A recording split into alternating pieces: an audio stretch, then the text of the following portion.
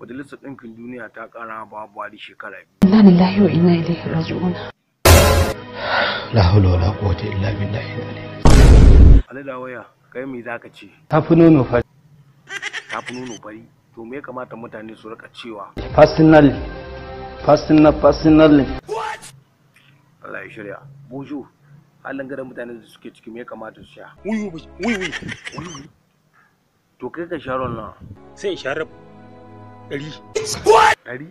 Ƙarya shi bai sani ba. Dandan na mashar wallahi tallahi. Kaga ba haka kuma wannan magana. Yanzu bari mu ji. Baba Buhari. You want to bamba? You wanna G with the big boys?